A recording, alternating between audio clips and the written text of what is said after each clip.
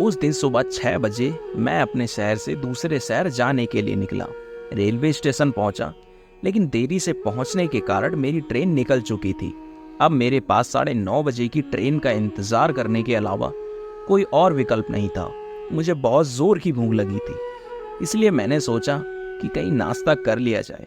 मैं होटल की ओर जा रहा था।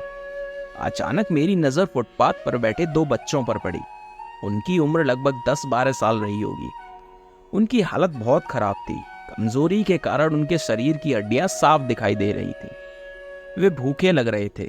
छोटा बच्चा बड़े से खाने के बारे में बात कर रहा था और बड़ा उसे चुप कराने की कोशिश कर रहा था। यह देखकर मेरा दिल पिघल गया। भागदौड़ भरी जिंदगी में अचानक ठहराव सा महसूस हुआ। उन बच्चों की हालत देखकर मेरा दिल भर आया। मैंने सोचा कि उन्हें कुछ पैसे दे दूं। मैंने उन्हें 10 रुपए दिए और आगे बढ़ गया, लेकिन तुरंत मेरे मन में ख्याल आया कि मैं कितना कंजूस हूँ। 10 रुपए में क्या मिलेगा? चाय तक ढंग से नहीं मिलेगी। यह सोचकर मुझे शर्म आई और मैं वापस लौटा। मैंने बच्चों से पूछा, कुछ खाओगे?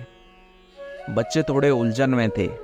मैंने फिर कहा, बेटा मैं नाश्ता करने जा रहा हूँ, तुम भी साथ आकर खा लो। भूख से परेशान होने के कारण वे दोनों तैयार हो गए। हम होटल पहुंचे तो उनके गंदे कपड़े देखकर होटल वाले ने डांट दिया और उन्हें भगाने लगा। मैंने हस्तक्षेप किया और कहा, भाई साहब इन्हें जो खाना है वो दीजिए, पैसे मैं दूंगा। होटल वाले ने मेरी तरफ आश्चर्य से देखा। उसकी आंखों में अपने बर्ताव के लिए शर्म साफ दिखाई दे रही। बच्चों ने नाश्ते में मिठाई और लस्सी मांगी। चूंकि यह सेल्फ सर्विस होटल था, इसलिए मैंने खुद जाकर नाश्ता लेकर उन्हें दिया। जब वे खाने लगे तो उनके चेहरे पर अलग ही खुशी थी, जो कुछ खास और अनमोल लग रही थी। नाश्ता खत्म होने के बाद मैंने उनसे कहा, बेटा जो पैसे मैंने तुम्हें दिए हैं उसमें से 1 रुपए का शैम्पू लेकर हैंडपंप के पास नहा लेना। फिर दोपहर और रात का खाना पास के मंदिर में चलने वाले लंगर में खा लेना। इसके बाद मैंने नाश्ते के पैसे चुकाए और वापस अपनी रोजमर्रा की भागदौड़ वाली जिंदगी की ओर निकल पड़ा। वहां आसपास के लोग सम्मान भरी नजरों से देख रहे थे और होटल वाले का बर्ताव भी बदल चुका था। अब वह आदर से बात कर रहा था। मैं स्टेशन की ओर बढ़ा, लेकिन मन अभी भी भारी था। उन बच्चों के बारे में सोचकर मेरा दिल दुखी हो रहा था। रास्ते में एक मंदिर आया। मैंने मंदिर की ओर देखा और मन ही मन कहा, हे भगवान, आप कहाँ हो?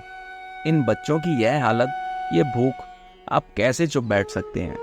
तभी मेरे मन में एक विचार आया। अभी तक जो उन्हें नाश्ता दे रहा था वो कौन था? क्या तुम्हें लगता है कि तुमने यह सब अपनी सोच से किया? मैं एकदम स्तब्ध रह गया।